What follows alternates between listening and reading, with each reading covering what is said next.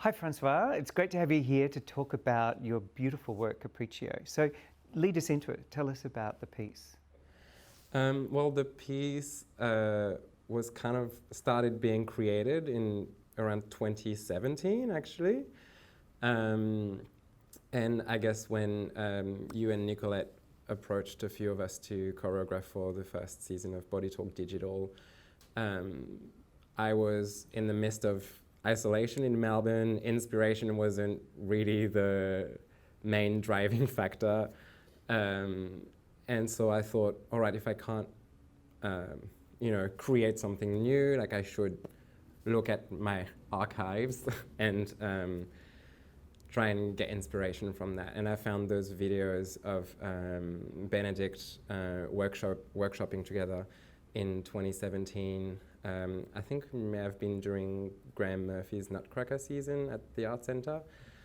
And we were both having a bit of a tough time. We were both a bit injured. I was a bit injured. She was really, really injured. And I guess it was kind of a time where I saw like how much she was suffering with her injury, how much she couldn't even walk, how much I could see she was losing the dancer within her. And I could see that my friend was aching, and I thought that could help the two of us to have this moment in the studio. And so we had a few sessions, and all I wanted was for her to kind of find the dancer within her that she'd never lost. And that's why the piece is sort of based on small gestures and small things that have maybe more weight than a big, virtuoso moment.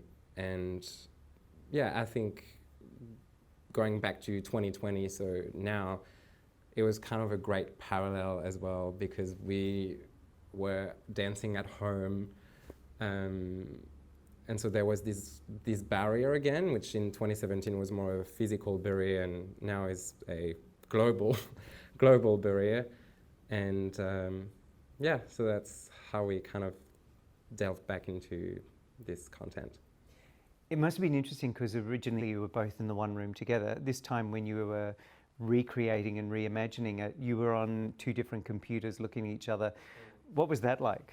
Well, at first it was, I guess, something different. So it was kind of fun. We're like, oh, let's meet on Teams and let's get this done. Let's get started. Then, the honeymoon period sort of finished, and we had those moments of both looking at each other in the screen like, oh, my internet is down, and oh, like the neighbor's dog is barking, and but we kept doing it, and it was interesting. It's also very interesting what you can pick up on a screen, maybe things that actually you may not see in real life in the studio, because somehow it gives you already an overview that you don't have in the studio, because you're so focused onto the individual. When you're working digitally like this, you sort of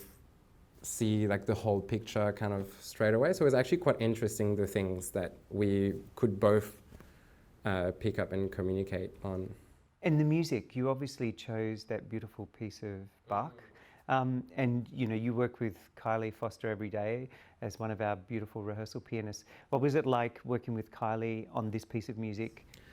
Well, I love this piece so much, and I've been listening to it for a while, and it's one of those pieces of music that kind of follows you around. It's such a great piece to just listen to on your own, and put it against the world that you're seeing.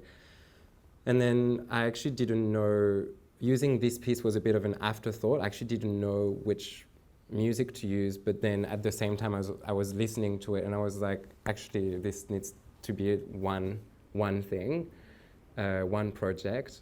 And Kylie, so I sent it to Nicolette and Kylie, and straight away Kylie was on the same page in terms of how the piece should be played, and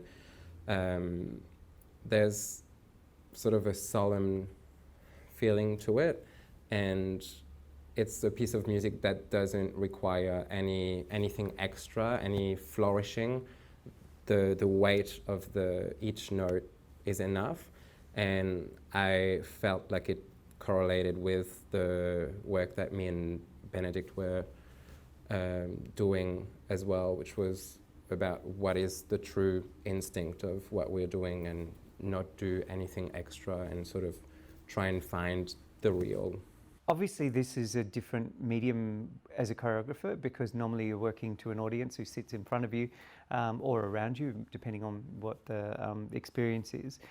For this time, you were working with Brett, our cinematographer, who's sitting right over there. How was that? What was that? Did that open up a whole new world of possibilities for you? Well, I've been loving cinema for a long time. And again, I feel like it's funny how when someone is like, you have to create a digital project, how kind of straight away all the pieces kind of come together, and all those memories of the other art forms that a dancer may encounter in their lifetime kind of comes into the inspiration playground. And I didn't want to pressure myself into, I have to make a movie. But I feel like there's one day, so I was working on the material with Benedict, and I didn't quite know what the whole final project would be. And usually when this happens, I just have to, every session, sort of listen to my instincts and see. And one day it sort of kind of hit. And I just sat down for a few hours and put the pieces of the puzzle together. What I appreciate in filming is obviously you can get really close, and you also, sometimes there's no transition.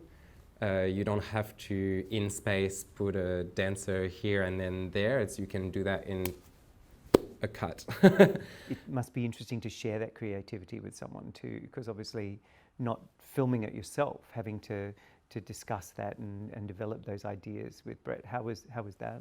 Well, the great thing I think that Brett and I had is that I think Brett put all of his skills on the table, and I was kind of spoiled because in my mind I was like, am I making this crazy Hollywood movie? Am I being too ambitious? Because when you see things on screen, you think everything's easy, and in fact everything is not. But Brett made it easy from the get-go. Also, the constant communication about what we both wanted and how we could accommodate that was.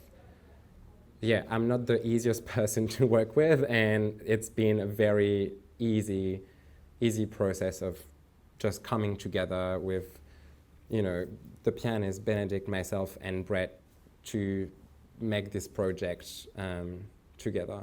Obviously, you filmed a lot of it in the Great Hall at the National Gallery of Victoria. I mean, it's a huge room and it's an extraordinary vista. I mean, as is the whole of the gallery. What made you choose that place? Well, I mean, NGV, when you think of NGV, the Great Hall is just iconic. And it was interesting to be there at this in-between time. And I feel like the film also reflects this in-between time that we're in. And so when we were filming there, the space was fully alive. Nothing was set. There was no exhibition in the Great Hall. There was, we had to move chairs, and everything was just moving and dynamic. And, next door they were building a sculpture that for the wider audiences to see. And we were just privileged to be in this in-between dynamic moment. And I feel like I really wanted to embrace that for the film as well, because I feel like it sort of goes hand in hand with the dancing. Obviously, you know, this was created for people to see. What do you want the audience to take with them when they watch this piece? I guess I just would love if people could just take the time to take something in. It doesn't have to be big or major. I don't think the piece is something big or major at all. It's about those small things, and it's about the cycle of learning. That's the images that I get from watching it, but just watching Benedict being herself and someone being themselves for 7 minutes or so is just kind of beautiful, especially in these times where we don't need to be extraordinary, and we're not shining, we're not performing. I feel like it's a good piece to sort of look into and spend this in-between time together. You've left us this beautiful gift, which is something that celebrates your time with us, and I think it's a great coming together of all of the incredible performances that you've done and the beautiful works that you've created. So just tell us now, as you venture on, what's next for you in your life? Well, pre-lockdown, I've accepted a demi-soloist position with the Vienna State Ballet, and I'm hoping that the current restrictions will be able to take me there in the near future. It's a new beginning. I've spent almost 7 years with the Australian Ballet, and it made me the artist that I am today. I was so glad I was able to mark that event with this Bodytorque.Digital season in Capriccio. It's very special, and I hope there'll be projects in the future overseas in Europe, but this company will always be part of my DNA forever. Well, Capriccio is absolutely fantastic. Thank you so much for talking to us about it today, and all the best for everything in the future. Thanks, David.